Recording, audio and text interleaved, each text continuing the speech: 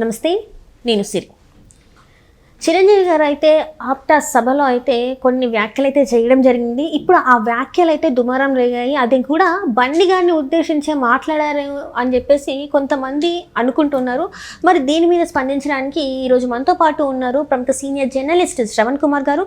నమస్కారం సార్. నమస్తే అండి. సార్, ఇప్పుడు ఏదైతే నిన్న జరిగిన ఆప్టా సదస్సులో చిరంజీవి గారు అయితే కొన్ని వ్యాఖ్యలు చేశారు. ఎంత ఎదిగినా కూడా ఒదిగి ఉండాలి, అంటే ఎంత టాలెంట్ ఉన్నా కూడా ఒదిగి ఉంటే మంచిది, క్యారెక్టర్ ఉండాలి, టాలెంట్ ఉన్నా కూడా క్యారెక్టర్ కూడా ఉండాలి అన్నట్టుగా మాట్లాడడం జరిగింది. ఆ మాటలన్నీ కూడా ఇప్పుడు ఎటువైపు చూపెడుతున్నాయి అంటే ఇది అల్లు అర్జున్ గారినే అన్నారు.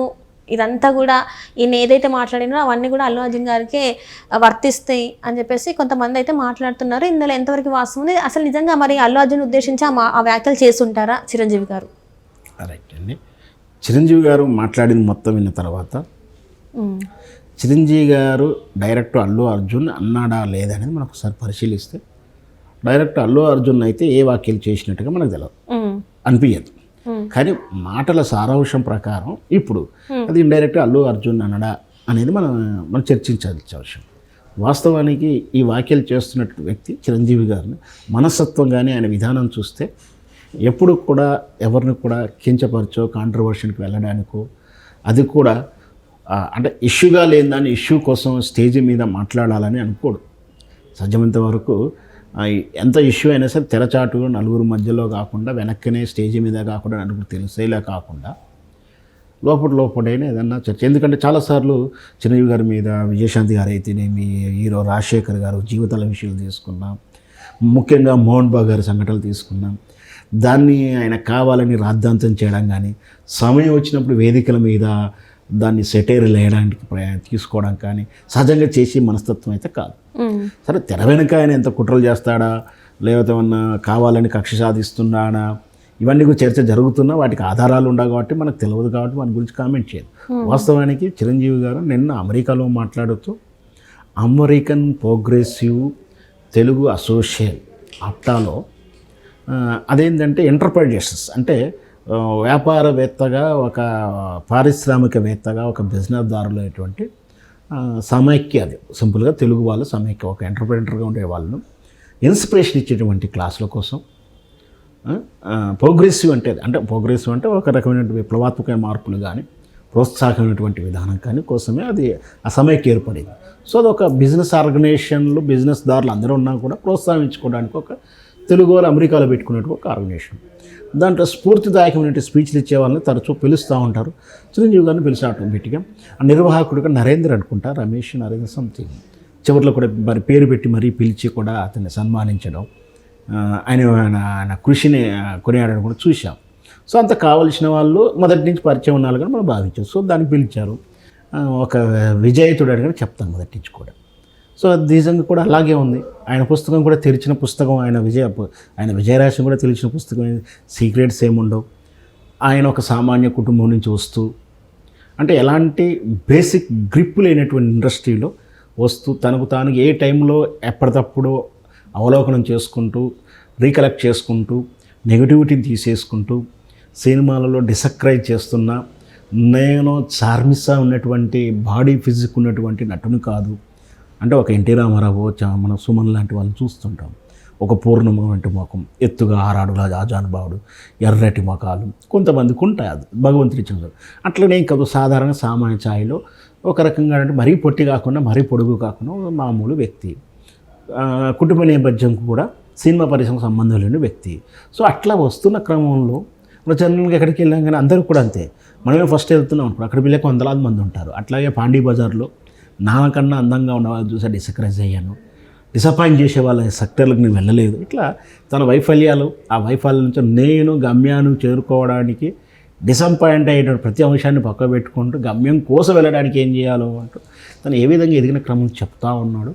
ఎదుగుతున్న కొద్ది ఒదుగుతున్నాను అని చెప్పుకుంటూ వస్తున్నాడే కానీ ఎదిగితే ఒదిగి ఉండాలని చెప్తున్న క్రమంలో ఏదో అల్లు అర్జున్నే అన్నాడని మనం విపరీతంగా అర్థం చేసుకోవాల్సిన అవసరం ఉండేదని నా ఉద్దేశం. కానీ చాలామంది ఇప్పుడు ఏదైతే అల్లు అర్జున్ గారి ఇన్సిడెంట్ జరిగిందో, అంటే అల్లు అర్జున్ గారి ఇన్సిడెంట్ అని మనం అనలేము, కానీ పుష్ప 2 ప్రీమియర్ షోలో జరిగిన ఇన్సిడెంట్ ఏదైతే ఉందో ఆ ఇన్సిడెంట్ తర్వాత చాలా వరకు ఆ సినిమా అసలు రిలీజ్ అవ్వడానికి ముందు నుంచి వెళ్ళి ఏంటంటే మెగా ఫ్యామిలీకి అల్లు ఫ్యామిలీకి పడట్లేదు. ఎందుకంటే ఆ ఈవెంట్స్కి ఏది కూడా మెగా ఫ్యామిలీకి సంబంధించిన వాళ్ళు రావట్లేదు, అటెండ్ అవ్వలేదు, ఎవరు కనిపించట్లేదు అని స్టార్ట్ అవుతూనే ఉంది. సేమ్ టైం ఏంటంటే ట్వీట్ చేయలేదు, ఎక్స్ ఖాతాలో ఎవరు కూడా విషెస్ చెప్పలేదు, ఏం చెప్పలేదు. లాస్ట్కి టికెట్ రేట్స్ పెంచిన తర్వాత అల్లు అర్జున్ గారు ఒక ట్వీట్ చేయడం జరిగింది. అక్కడ ముఖ్యమంత్రి ఉప ముఖ్యమంత్రికి థ్యాంక్స్ చెప్పడం అండ్ కొంతమంది ముఖ్యమంత్రులకి అంటే మంత్రులకి థ్యాంక్స్ చెప్పడం జరిగింది. అండ్ ఇక్కడ తర్వాత సినిమా ఇంకా కొద్దిసేపట్లో రిలీజ్ అవుతుంది, ఒక రోజు ముందు అన్నప్పుడు అప్పుడు మెగా ఫ్యామిలీకి సంబంధించిన హీరోలు అప్పుడు రెస్పాండ్ అవ్వాలి, అది కూడా ట్వీట్ల ద్వారా రెస్పాండ్ అయ్యాం. సో ఇదంతా చూసి జనాలు ఏమనుకుంటున్నారు అంటే నిజంగానే ఇద్దరి మధ్య చెడింది. అండ్ మళ్ళీ మొన్న చూస్తుంటే పవన్ కళ్యాణ్ గారు ఒక ప్రెస్ మీట్లో చెప్పడం జరిగింది, గోరుతో పోయేదాన్ని గొడ్డల వరకు తీసుకొచ్చుకున్నారని చెప్పడం. సో ఇదంతా చూస్తుంటే వాళ్ళిద్దరు ఫ్యామిలీలు విడిపోయాయి, సో అందుకే ఇట్లాంటి వ్యాఖ్యలు చేస్తున్నారని చెప్పేసి ఇంకొన్ని కామెంట్స్ రావడం, దీన్ని చూడాలి సార్. మీరు సుదీర్ఘంగా అడిగినా కూడా దాంట్లో ఏంటంటే అల్లు మెగా ఫ్యామిలీ వేరువేరుగా అవుతున్నాయా అనేది సమస్య, ప్రశ్న.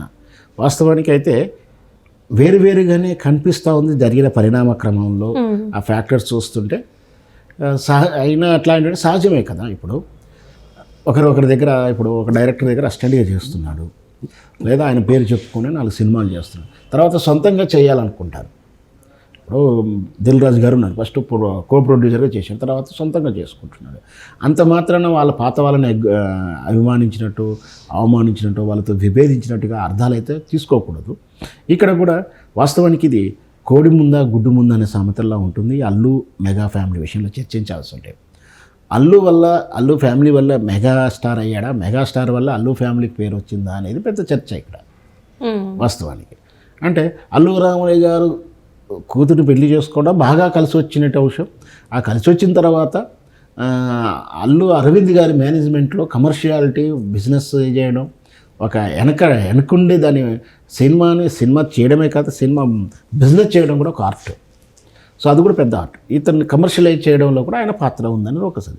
అంటే ఇక్కడ ఈది ముక్కు దాని ముందంటే ఇద్దరు కలిసి కదిలి ప్రయాణం, 2 వీల్స్ 2 చక్రాలతో బండి ముందుకు వెళ్ళింది. ఈ తర్వాత జనరేషన్ మారింది, పిల్లలు వచ్చారు. ఎక్కడైతే ఒక పక్షి తనకు తాను రెక్కలు వచ్చిన తర్వాత సొంతంగా ఎదగాలి, తను సొంతంగా కాపురం పెట్టుకోవాలని ప్రతి ఇంట్లో అనుకుంటారు. వాడి కుటుంబంలో అదే జరుగుతుంది. అంత మాత్రాన వేరుగా కాపురం పెడితే మాత్రాన కుటుంబంలో కక్షలు ఉన్నాయో కార్పణ్యాలు ఉన్నాయని అనుకోవడానికి వీలు లేదు. కొన్ని సందర్భాలు ఉంటుండొచ్చు. ఇక్కడ మాత్రం అట్లాంటిది ఏం లేదు, కానీ కొంచెం కూల్ వారు ఏదో జరుగుతున్నట్టుగా అనిపిస్తూ ఉంటుంది. అంత మాత్రం వీళ్ళు ఫ్యాక్షనిస్ట్గా ఇద్దరు నీ సినిమాని ఫ్లాప్ చేయడానికి, నా సినిమా నువ్వు ఫ్లాప్ చేయడానికో, నిన్ను పతనం చేయడానికో, నువ్వు పతనం చేయడానికి ఇట్లాంటి కుట్రలు జరగవని మొదటి నుంచి చెప్తా ఉన్నాను. అల్లు మధ్యలో కానీ మెగా ఫ్యామిలీ. కాకపోతే బిజినెస్ పరంగా ఎవరి బిజినెస్ వాళ్ళు డెవలప్ చేసుకోవాలి, ఎవరి కెరీర్ వాళ్ళు డెవలప్ చేసుకోవాలి అనుకోవడం తప్పేం లేదు, అనుకోవాలి కూడా. మన సహజంగా ఉమ్మడి కుటుంబంలో చూస్తాం, కొత్త కోడలు చిన్న కోడలు వచ్చిన తర్వాత మనం వేరే కాపురం పెడదాం. ఎందుకంటే నా కుటుంబం, మా ఆయన, నా పిల్లలు సంసారం బాగుండాలి ఆమె కోరుకుంటుంది, అదేం తప్పలేదు. కాబట్టి ఆ ఇంటి ఆచారం ఏంటి, ఆ పరిస్థితులు ఏంటి, అది కూలికి వెళ్ళాలి. అట్లాగే అల్లు అర్జున్ కూడా వాళ్ళని విమర్శిస్తూనో వాళ్ళని ఇగ్నోర్ చేసుకుంటే వెళ్ళాలనుకోవడం తప్పు. లేదా ఆయన వెళ్తున్నాడు కాబట్టి ఆయన ఎట్లని ఇబ్బంది పెట్టాలని మెగా ఫ్యామిలీ చేస్తే తప్పు.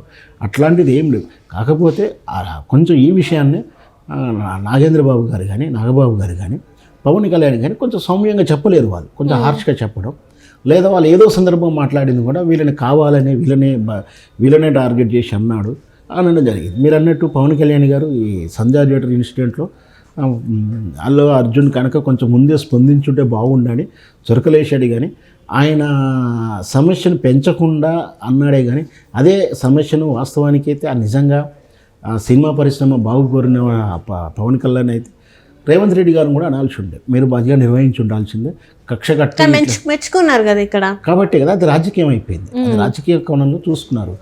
ఆ రాష్ట్రానికి ఈ రాష్ట్రానికో, లేదా ఆ ముఖ్యమంత్రికి ఈ ముఖ్యమంత్రికో, లేదా వాళ్ళ మంచి సత్సంబంధాలు దెబ్బతినొద్దని చూసుకున్నాడే. కానీ ఇక్కడ కాంట్రవర్షియల్ లేదా వాళ్ళ వ్యక్తిత్వంగా చూడాలి. కానీ చిరంజీవి గారు మాట్లాడేదంటే అట్లాంటి ఈ మాత్రం కాంట్రవర్షియల్ ఉండవు.